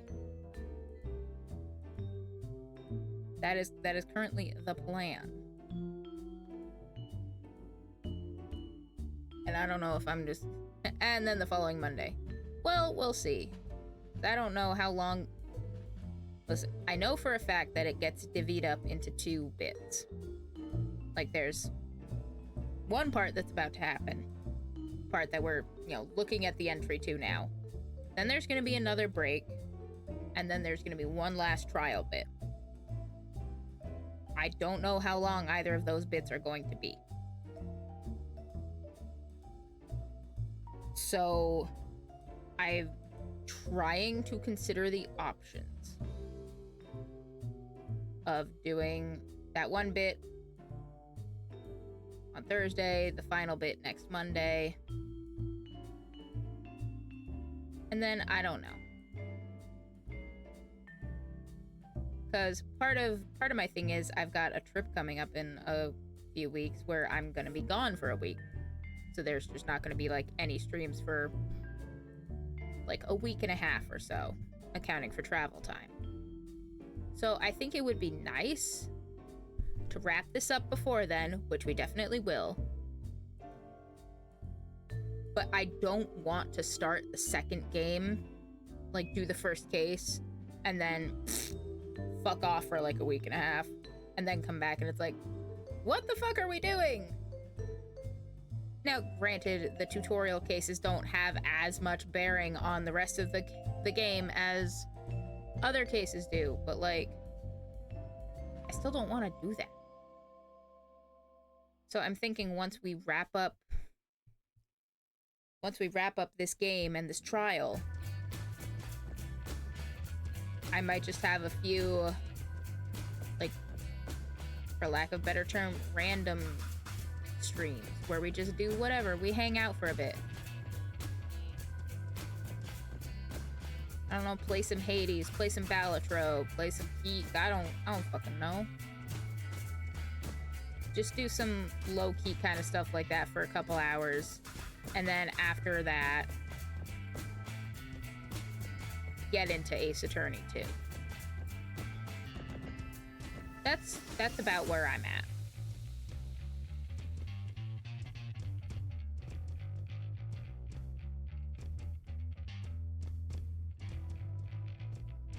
You could play Peak with Nova again. Potentially, yes.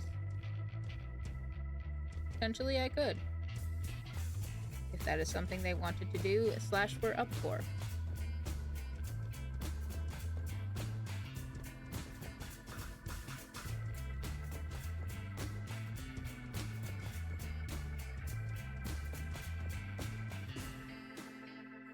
There was a content update. Yeah, I know they just added the latest biome. I know they've been adding some fixes and stuff for it.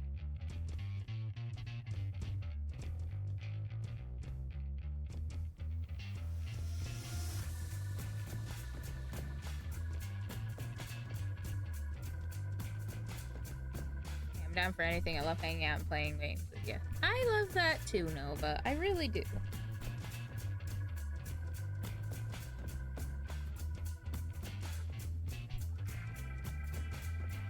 But yeah, that's just kind of what I'm thinking for now. Like, once we wrap this up, just do some sort of more variety stuff for a few weeks until my trip, and then get into Justice for All in earnest after I get back.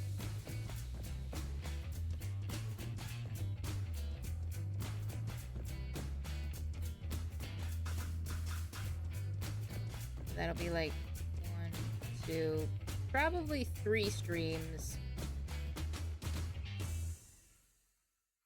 3 streams of just variety, whatever the hell, for like a couple hours or so before my break.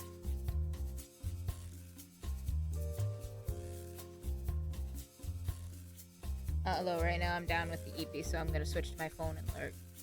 I mean, if you want to just shut her down for the night, you are more than welcome to. Like I said, I'm not exactly tired now, but all this sudden ranting has gotten me a little drained. So I think that's what we're gonna do.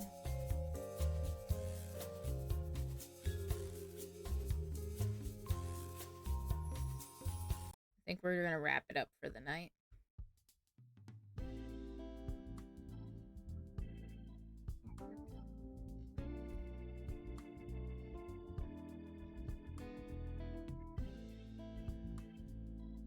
Like I said, I feel like a little bad about, just going off on a rant for solid half an hour, 45 minutes.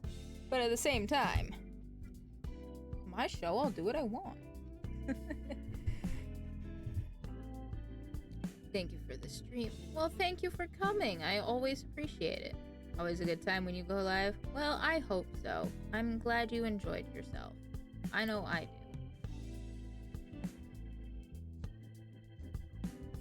Figure as long as we're all having a decent time of it.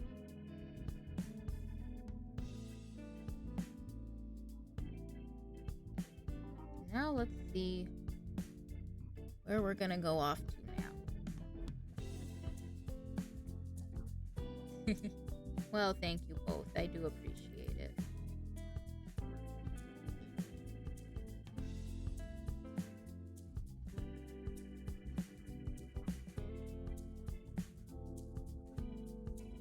Let me see.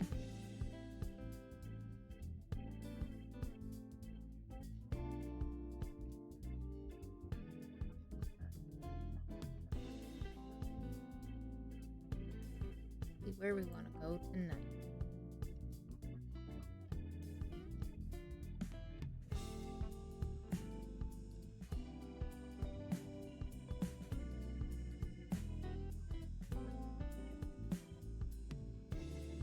You have a good night, Monstro. Thank you for coming by. We'll see you next time.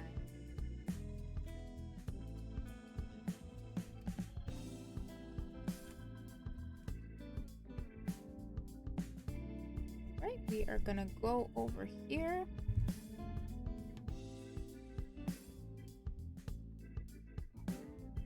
Going to Moface. I've never been clear on how to pronounce that. But he's doing some vintage story. Some rustic survival.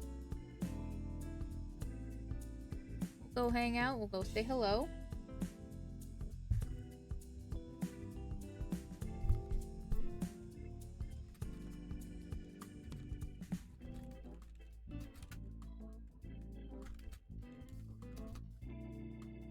Hit him with the Café raid. And yeah. That's all I've got for now. I want to thank you all again for joining. I hope you all have a good rest of your day, or if it's the end of the day, I hope you have a good night. Have a good time zone, whatever it is. Make sure you keep taking care of yourselves. Eat some food, get some water, get some rest, take your meds. All that fun, happy stuff. You do all of that. We will see you next time. Tomorrow for Toss Up Tuesday with Supernova, where we'll be playing, if we can get the beta to work with us, co-op Vampire Survivors.